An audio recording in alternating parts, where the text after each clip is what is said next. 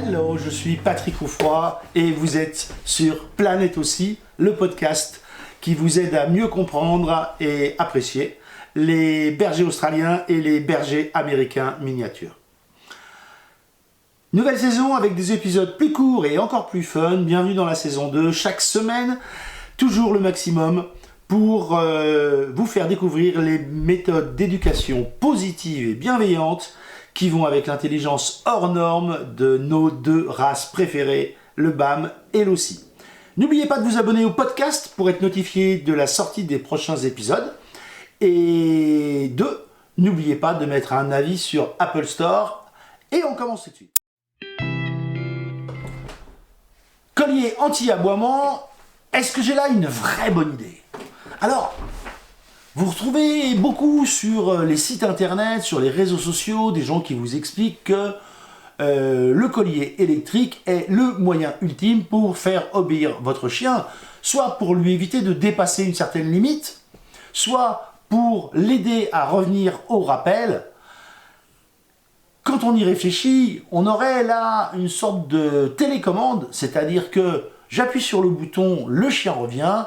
Ah non, il n'y a pas deux boutons où on pourrait j'appuie sur le bouton et le chien s'en va, ça marche pas. En fait, pour tout vous dire, en fait, si ça marche, parce que très rapidement, le chien comprend. Le problème qu'on a avec les colliers de ce type, c'est que le chien n'est pas un humain. Et que nous pensons que l'association qu'il va faire est pour nous logique. Sauf que pour le chien, elle ne l'est pas. Vous appuyez sur le bouton parce qu'il est trop loin. Ok. Mais il n'a pas conscience que c'est vous qui appuyez. Que se passe-t-il? Il peut très bien l'associer à quelque chose d'autre. Qu'est-ce que ça va être quelque chose d'autre?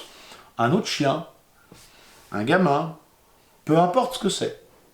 Et il va penser que c'est cette autre chose, individu, autre, peu importe, qui est responsable de ça.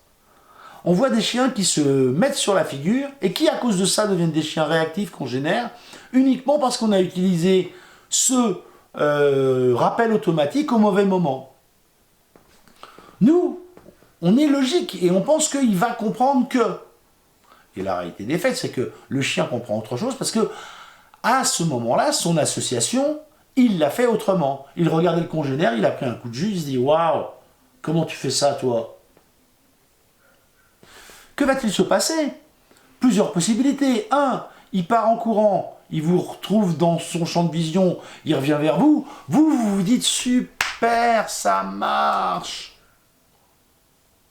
Et le coup d'après, on est à peu près dans la même situation. Et là, vous avez envie d'appuyer parce qu'il y a l'autre chien qui est pas loin, vous voudriez qu'il revienne, mais pas de bol, là il fonce directement dessus. Parce qu'il se dit, non mais la dernière fois dans une situation similaire,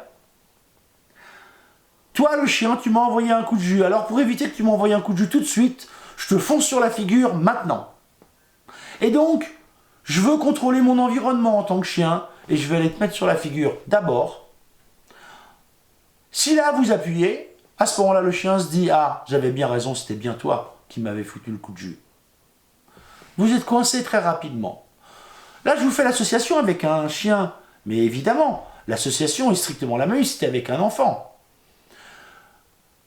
L'autre formule qu'on a, c'est quand on a des clôtures électriques. C'est le même principe. Le chien se rapproche, bip, ça sonne. Le chien va plus loin, courant électrique. En 10 ans d'éducateur canin comportementaliste, je n'en ai mis que 3 en place. Je les ai mis en place avec un énorme travail de stop territorial en amont. Et à chaque fois, parce qu'il y avait une raison vitale de sécurité. Quand je dis vitale, ça veut dire quoi? Ça veut dire que dans tous les cas, il y avait une rue, une route hyper passante avec des voitures qui roulaient très vite, et qu'on était à peu près sûr que le jour où le chien réussirait à passer, il se ferait tôt ou tard écraser. Avec un énorme travail en amont de conditionnement pur et dur pour éviter que le chien s'approche de cette ligne. Mais j'ai envie de dire, on aurait presque pu le faire sans cette forme de clôture électrique. Alors, s'il n'y avait pas la clôture électrique, ça aurait certainement marché de la même façon.